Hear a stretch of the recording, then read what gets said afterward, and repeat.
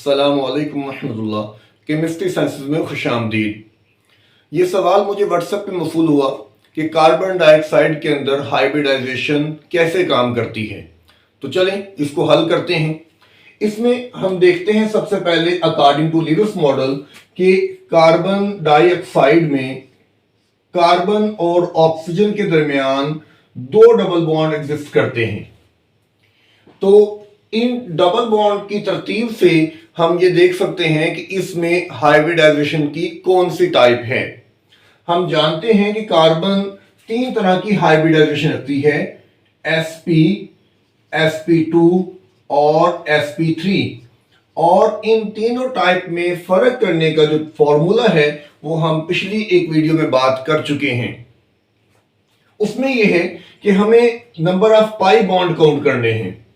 अगर तो pi bond की तादाद 2 होगी तो हाइब्रिडाइजेशन sp है, पाई बॉन्ड 1 होगा तो हाइब्रिडाइजेशन sp2 है, और कोई भी पाई बॉन्ड एग्जिस्ट नहीं करता तो ऐसी सूरत में हाइब्रिडाइजेशन sp3 है।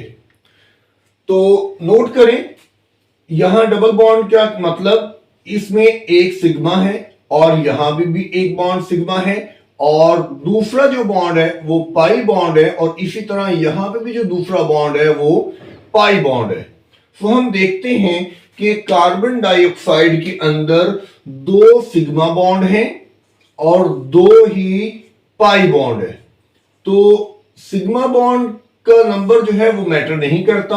हाँ, पाई बॉन्ड की तादाद हमें बता रही है कि कार्बन की जो हाइब्रिडाइजेशन है वो sp हाइब्रिडाइजेशन है। तो चलें अब इसको सॉल्व करते हैं। कार्बन की कॉन्फ़िगरेशन, कार्बन के पास जो 6 इलेक्ट्रॉन होते हैं वो किस फॉर्म में है, 1s2, 2s2, 2px1, 2py1 और 2pz0। तो ये इसकी ग्राउंड स्टेट है। इसकी एक्साइटेड स्टेट हम ड्रॉ करेंगे और उसमें एक इलेक्ट्रॉन जंप करके यहां s से p में चला जाएगा, तो कॉन्फ़िगरेशन हो जाएगी 1s2, 2s1, 2px1, 2py1 और 2pz1। अब जबकि हमने sp हाइब्रिडाइजेशन करनी है तो 2s और 2px जो है ये इंटरमिक्स करेंगे, या हम कोई और ऑर्बिटल भी यहां पे इंटरमिक्स करवा सकते हैं, लेकिन फिलहाल हम इनको ही आपस में इंटरमिक्स कर रहे हैं। और उसमें आप नोट करें कि ये हमारे पास ब्लॉक डायग्राम के अंदर sp हाइब्रिड ऑर्बिटल बन जाएंगे, ये sp और ये भी sp, जबकि ये दोनों अनहाइब्रिड ऑर्बिटल अपनी ओरिजिनल फॉर्म में रहेंगे, और ये हमारे पास होगा 2py और ये हमारे पास होगा 2pz। अब यहां तक तो अक्सर स्टूडेंट्स इसको करने में कामयाब होते हैं। उन्हें जो प्रॉब्लम देखने में आती है वो है इसकी डायग्रामेटिक रिप्रेजेंटेशन के अंदर। तो आए उसको जरा हल करते हैं।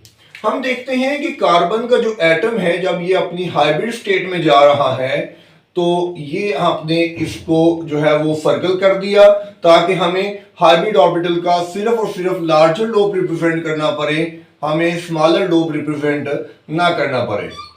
अब ये देखें कि कार्बन के ये जो ऑर्बिटल हैं ये along the X axis present हैं। सो इससे ओवरलैप करने के लिए ऑक्सीजन का जो ऑर्बिटल होना चाहिए वो भी अलोंग द एक्स एक्सिस ही होना चाहिए। तो नोट करें ऑक्सीजन की जो कॉन्फ़िगरेशन हम नॉर्मली लिखते हैं वो हम लिखते हैं 1s2, 2s2, 2px2, 2py1 और 2pz1।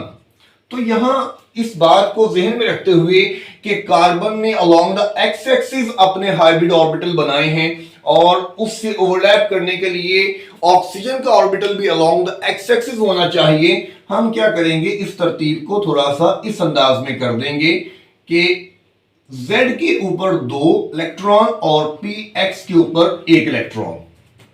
तो अब ये देखें कि ऑक्सीजन का px और py जो है वो कार्बन के अलोंग द एक्स एक्सिस और along the Y axis overlap करने के लिए अवेलेबल है। अच्छा, यहां पे एक और प्रॉब्लम देखने में आती है कि वाई एक्सिस के अलोंग इसका एक हाइब्रिड ऑर्बिटल है। सो वाई एक्सिस के अलोंग ये वाला जो वाई ऑर्बिटल है ये तो ओवरलैप करके पाई बॉन्ड बना लेगा, तो जेड एक्सिस वाला कैसे यूज होगा? तो इसका मतलब है कि हमें जो दूसरा ऑक्सीजन एटम लेना है उसकी कॉन्फ़िगरेशन कुछ इस अंदाज में समझनी है कि उसके अंदर एक्स में तो एक इलेक्ट्रॉन है, लेकिन दूसरा जो सिंगल इलेक्ट्रॉन है वो जेड के अंदर मौजूद है, और 2py जो है उसके अंदर इलेक्ट्रॉन का पेयर मौजूद है। सो इस तरह से ये 2px और 2pz जो है वो कार्बन के साथ ओवरलैप करेंगे। तो सिर्फ इस सिमेट्री का थोड़ा सा ध्यान कर लेंगे तो ये बिल्कुल आसान सा मॉलिक्यूल है, इसमें किसी किस्म की मुश्किल नहीं आती। तो कार्बन के अनहाइब्रिड ऑर्बिटल को भी मैं यहां पर रिप्रेजेंट कर देता हूं ताकि हमें आसानी हो इसको समझने में। अब ऑक्सीजन जब आएगी तो एक तरफ जो ऑक्सीजन आएगी वो कार्बन के 2py और दूसरी जो ऑक्सीजन आएगी वो कार्बन के 2pz के साथ ओवरलैप करेगी, और ये जो हाइब्रिड ऑर्बिटल है जो along the X axis present है इसके साथ दोनों ऑक्सीजन हेड ऑन ओवरलैप के जरिए से सिग्मा बॉन्ड बनाएंगी। सो एक ऑक्सीजन यहां से आएगी और ये अपना 2px के जरिए से इसके साथ ओवरलैप करके पेयर मुकम्मल करेगी। ये उसका 2pz है जिसके अंदर पेयर मौजूद है पहले से ही, जो कि बॉन्डिंग में पार्टिसिपेट नहीं करेगा, और ये है उसका 2py जिसके अंदर एक इलेक्ट्रॉन अवेलेबल है। सो वो कार्बन के 2py के साथ जो है वो साइड में ओवरलैप करेगी और पाई बॉन्ड क्रिएट करेगी।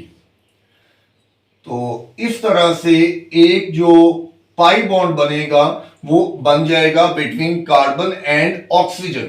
अब दूसरी जो ऑक्सीजन आएगी वो भी पहले तो along the X axis carbon के साथ हेड ऑन ओवरलैप करके सिग्मा बॉन्ड प्रोड्यूस करेगी, यहां हेड ऑन ओवरलैप करेगी, और उसके बाद ये है इसका 2py और 2pz, और यहां पे 2py जो है वो फील्ड है, वो पेयर्ड है, और 2pz के पास एक इलेक्ट्रॉन है, और अब ये अपने 2pz के अलोंग जो है वो ओवरलैप करेगी विद द कार्बन।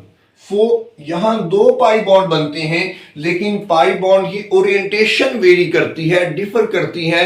एक पाई बॉन्ड जो है वो अलोंग द वाई एक्सिस बनता है और दूसरा pi bond along the Z axis बनता है, और ऑब्वियसली इसके अंदर चेंज करने की गुंजाइश मौजूद है। आप चाहें तो जिसके साथ मर्जी जिस तरह का बॉन्ड बनाएं, लेकिन जब आप ये स्ट्रक्चर बना रहे हो तो इस सिमेट्री का ख्याल रखें। तो इस तरह से कार्बन डाइऑक्साइड का जो स्ट्रक्चर है वो हम मुकम्मल करते हैं। उम्मीद करता हूं कि आपको ये बात समझ आ गई होगी। आपको कोई सवाल है तो कमेंट सेक्शन में मेंशन करें। अल्लाह हाफिज।